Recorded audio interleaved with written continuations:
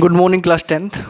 आज हम पढ़ेंगे effect of oxidation reaction in our daily lifes कि ऑक्सीडेशन का किस प्रकार से हमारी डेली लाइफ में इफ़ेक्ट पड़ता है। हम दो टॉपिक्स के बारे में पढ़ेंगे, कोरिजन और रेनिसिडिटी। कोरिजन का मतलब है कि कोई चीज़ है उसको जंग लगना, वो उसका क्या हो रहा है, ऑक्सीडेशन हो रहा है, उसके बारे में पढ़ेंगे। और रेनिसिडिटी का मतलब है कि भाई जो हम भोजन खाते हैं उसको भी क्या हो सकता है, वो भी क्या हो सकता है, उसका भी ऑक्सीडेशन होता है, एरियल ऑक्सीडेशन होता है। उन दोनों चीज़ों के बारे में आज हम पढ़ेंगे।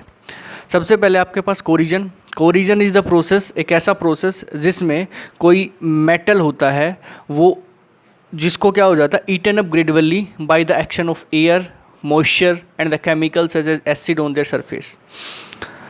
जैसे आपके पास लोहा है, आयरन है, जब आयरन को हम बाहर रख देते हैं, ठीक है, तो वो क्या करता है, इन्वायरमेंट के ऑक्सीजन के साथ और मॉइस्चर के साथ, नमी के साथ, ठीक है, वो आपस में रिएक्शन करके क्या बनाता है, फेरिक ऑक्साइड बनाता है। और उसका फॉर्मूला होता है Fe2O3 XS2O।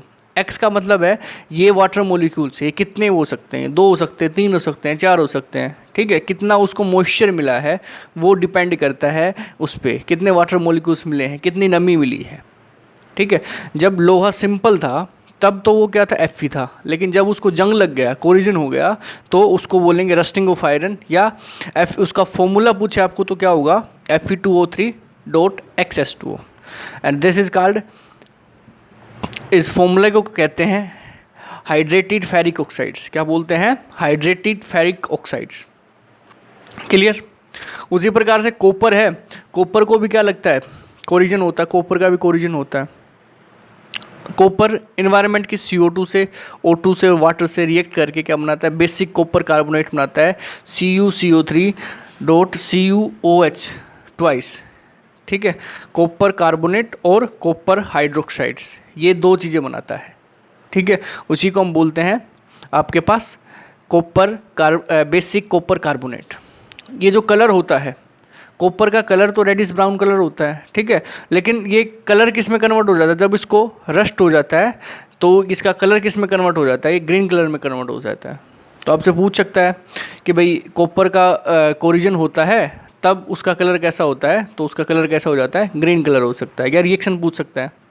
उसी प्रकार से सिल्वर होता है, सिल्वर को भी क्या होता है, कोरिजन होता है, मतलब वो इन्वायरमेंट की ऑक्सीजन से, वाटर से क्या करता है, रिएक्शन करता है और क्या बनाता है, एक ब्लैक सब्सटेंस बनाता है जिसका नाम है सिल्वर सल्फाइड, ठीक है, Ag2S। और ये सब्सटेंस ब्लैक है और ये क्या है आपके पास, सिल्वर सल्फाइड। शुरू में क्या था हमारे पास, सिल्वर था, ठीक है, और ये किस में कन्वर्ट हो गया, सिल्वर सल्फाइड में कन्वर्ट हो गया।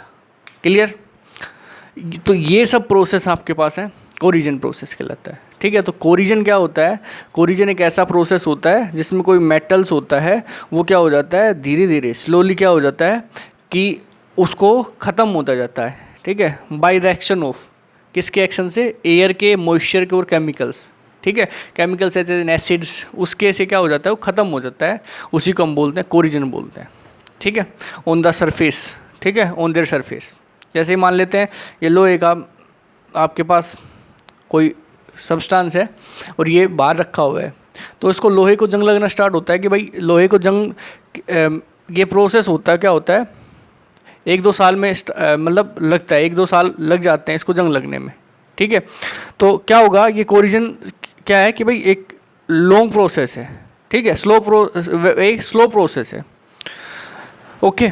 तो इसमें क्या होगा कि इसको जंग लग जाएगा, ये मॉइस्चर, एयर, नमी से या वाटर से, ऑक्सीजन से क्या करेगा, ये रिएक्ट करेगा, ये आयरन, और ये किस में कन्वर्ट हो जाएगा, Fe2O3 XS2O में, ठीक है। एक्स का मतलब क्या है कि यहाँ पे ये सब्सटेंस है जो वाटर मोलिक्यूल्स हैं, वो संख्या कुछ भी हो सकती है, 2 हो सकती है, 3 हो सकती है, 4 हो सकती है, एक्स का मतलब यहाँ पे, ठीक है। अब बात करेंगे method of preventing of rusting, किस प्रकार से रस्टिंग को हम रोक सकते हैं। हमारे घरों में यदि हम कोई आयरन ऑब्जेक्ट्स लेके आते हैं तो क्या करते हैं, पहले उसको पेंट कर देते हैं, ठीक है, लोहे का गेट होगा तो उसको पेंट कर देते हैं, जंगले हैं तो उसको क्या कर देते हैं, पेंट कर देते हैं, ठीक है। तो सबसे पहले है कि बाई पेंटिंग उसको रोक सकते हैं कि भाई इस ये मार्कर है, ये लोहे का है तो मान लेते हैं, ठीक है, और उस पर क्या कर देते हैं, पेंट कर देते हैं, तो इस पर पेंट की एक अलग से लेयर हो गई। अब जो आपके इन्वायरमेंट की ऑक्सीजन और वाटर है वो किसके साथ रिएक्शन करेंगे, इस पेंट के साथ रिएक्शन करेंगे, और नीचे का जो लोहे का जो सब्सटेंस था वो क्या रहेगा, आपके पास सुरक्षित रहेगा। दूसरा है बाई ग्रीसिंग एंड ऑयलिंग, हम इस पे ग्रीस लगा के या ऑयल लगा के भी इसको क्या कर सकते हैं कि भाई रस्टिंग से इसको बचा सकते हैं।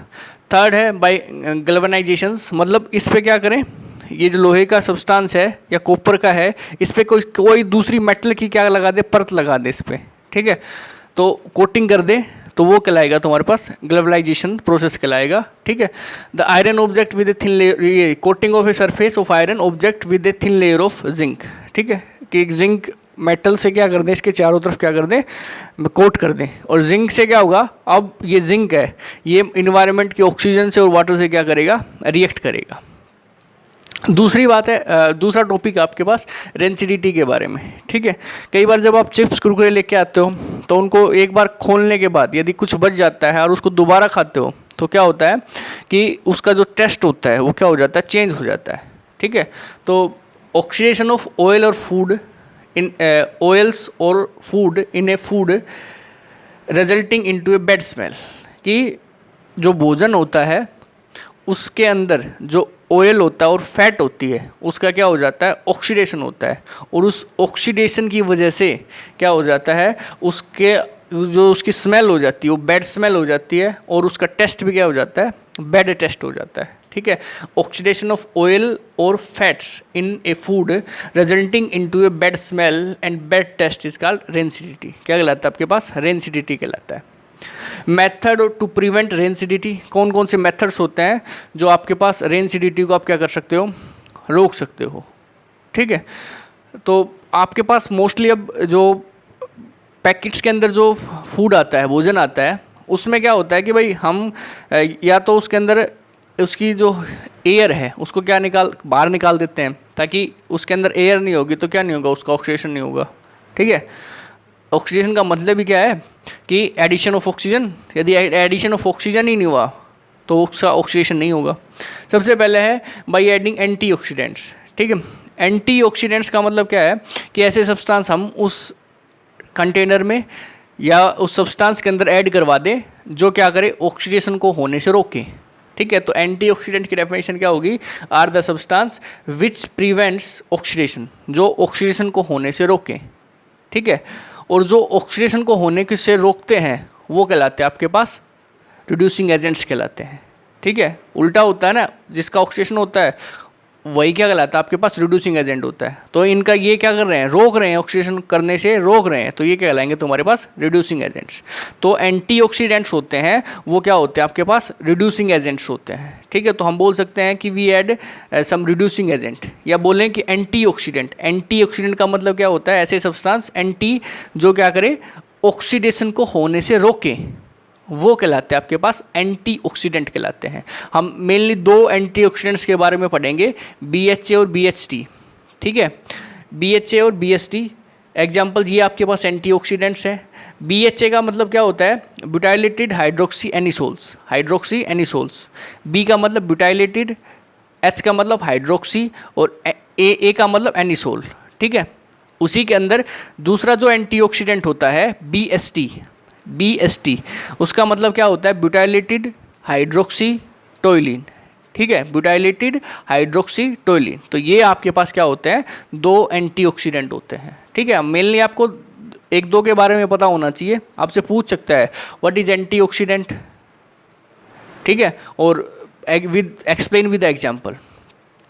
दूसरी जो मेथड है प्रिवेंट करने का रेंसिडिटी को, कि rancidity can be prevent by fat and oil containing food in nitrogen gas. जो आपके पास जो भोजन होता है जिसके अंदर फैट और ऑयल्स होते हैं उसको हम किसी नाइट्रोजन गैस के जो कंटेनर होते हैं उसमें क्या करते हैं, रख सकते हैं, ठीक है। जैसे आपके पास चिप्स कुरकुरे आते हैं, उसमें आपको ऐसा लगता है कि हवा से भरी होती है ना, तो उसमें कौन सी गैस होती है, नाइट्रोजन गैस होती है। और वो नाइट्रोजन गैस क्या करती है आपके पास, वो जो चिप्स हैं या कुरकुरे हैं आपके पास, उनको इन्वायरमेंट के ऑक्सीजन से क्या नहीं होने देती है, रिएक्शन नहीं करवाने देती है, क्योंकि नाइट्रोजन गैस किसी के साथ क्या नहीं करती है, रिएक्शन नहीं करती है, ठीक है। तो हम जो सब्सटेंस जिसके अंदर ऑयल या फैट है उसको नाइट्रोजन गैस के अंदर क्या कर देते हैं, रख देते हैं। तो ये है rancidity can be prevent by fats and oil containing food in nitrogen gas. तीसरा है rancidity can be retarded by keeping food in refrigerators. Retarded का मतलब होता है उसको हम क्या कर देते हैं, स्लो कर देते हैं। यदि आप अपने भोजन को बाहर रखते हो, फ्रिज से बाहर रखते हो, तो वो क्या होता है, उसका ऑक्सीडेशन हो जाता है। लेकिन जब उसको फ्रिज के अंदर रखते हो तो वो क्या हो जाता है, ऑक्सीडेशन के प्रोसेस को क्या कर देता है, स्लो कर देता है। ऑक्सीडेशन तो होता है लेकिन उसके प्रोसेस को क्या कर देता है, आपके पास स्लो प्रोसेस को क्या कर देता है, स्लो कर देता है। ठीक है। फोर्थ जो है कि it can be retarded by storing food in air tight containers. मैंने बताया कि भाई जो एयर टाइट कंटेनर होता है उसके अंदर हम उसको क्या कर दें, डाल दें। ठीक है। जैसे आपके पास आप किसी पॉलीथीन में उस भोजन को आप डाल रहे हो, ऐड कर रहे हो, तो उसके अंदर से जो एयर है उसको क्या कर दो, निकाल दो, और तब उसको क्या करो, पैक करो। तब उसका क्या नहीं होगा, ऑक्सीडेशन नहीं होगा। ठीक है। ये it's all about the effect of oxidation reaction in our daily life, corrosion and rancidity.